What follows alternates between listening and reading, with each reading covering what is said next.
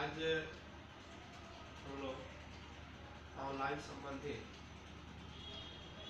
पठन पाठन के संबंध में कुछ दिशा निर्देश जानेंगे। ऐसे हम सब जानते हैं कि पिछले वर्ष से ही एक वैश्विक महामारी कोविड-19 के कारण पूरे विश्व परेशान है। फिर भी हम सब उस संकट से निपटने के लिए यथासंभव प्रयत्न कर रहे हैं और सफलता भी प्राप्त हुई है पिछला साल। तो अभी मुख्य बात ये है कि पिछले साल जो भैया बहनों की पढ़ाई थी, पठन पाठन की, उसमें बहुत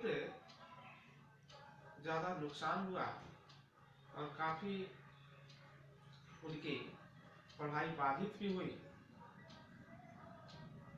ऑनलाइन क्लास स्टार्ट पिछले वर्ष भी हुआ,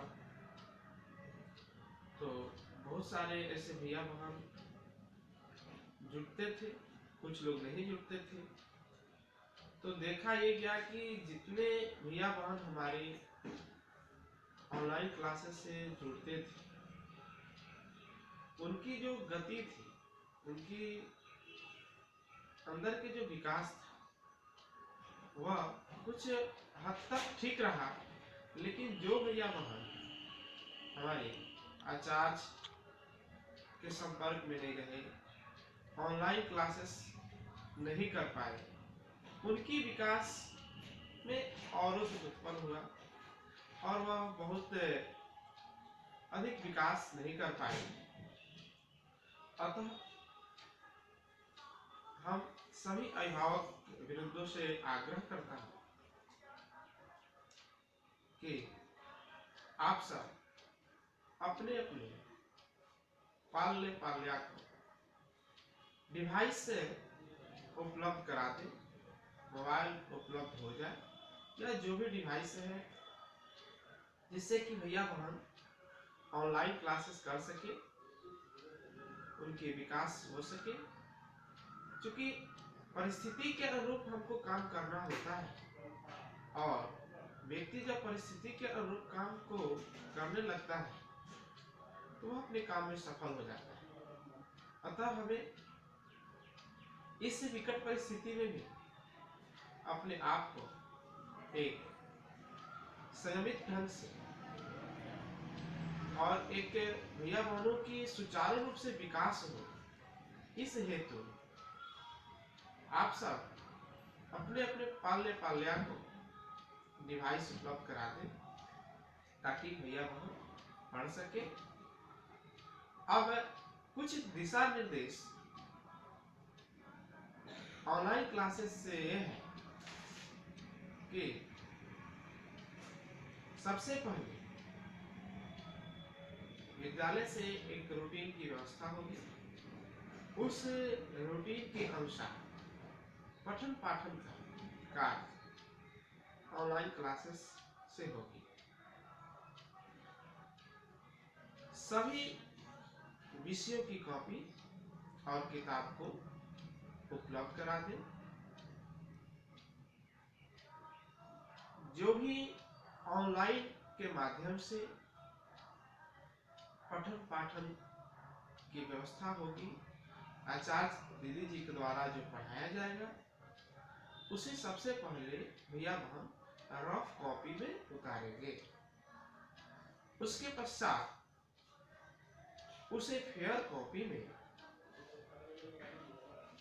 उतारकर बनाकर रखेंगे। विषयाचार्य के द्वारा जो भी आचार्य उस विषय को प्रतिपादित कर रहे होंगे, उनके द्वारा सूचना दी जाएगी कि किन किन विषयों की कॉपी को जमा करना है। उस कॉपी को जमा करने के बाद आपकी कॉपी चेक हो जाएगी, तो फिर अगले जो कॉपी जिस विषय की होगी, उस विषय को लाएंगे और चेक की गई कॉपी को आप घर ले जाएंगे। इसमें इस ऑनलाइन क्लासेस में कुछ सावधानी भी बरतनी है। अभिभावक महोदय से हमारा आग्रह होगा खासकर कि भैया बहन को जो आप डिवाइस देंगे, जो भी आप मोबाइल देंगे या कुछ तकनीक आप उपलब्ध कराएंगे,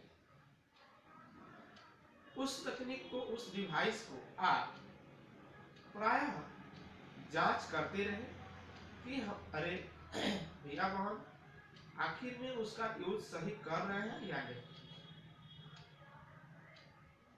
अभिभावक महोदय का भी सहयोग काफी अपेक्षित है। आपका सहयोग मिलना भैया बहन को भी, आचार्य दीदी जी को भी काफी आवश्यक है, जिससे कि भैया बहन का विकास जो हो एक सही ढंग से हो। इसलिए आप सब भैया बहन बीच बीच में पढ़ाई जो हुई है उसका अवलोकन करते रहे, ताकि भैया बहन सजग और अपने समय का सदुपयोग कर सके। विशेष बात यह है कि हमारे आचार्य बंधु भगिनी छुट्टी अवकाश नहीं हुआ है, उनको प्रतिदिन विद्यालय आना पड़ता है। अगर किसी भी भैया बहन को या किसी विषय में कोई परेशानी हो, समस्या हो, तो बेहिचक आप पूछ सकते हैं, संपर्क कर सकते हैं। अंत में एक आवश्यक सूचना है कि अभी ऑफिस भी खुली हुई है, कार्यालय खुली हुई है। आप अपने पालने पालिया का नामांकन भी अवश्य करा लेंगे, ताकि विधि व्यवस्था में किसी प्रकार की गड़बड़ी नहीं हो और भैया बहन का विकास भी सही ढंग से हो।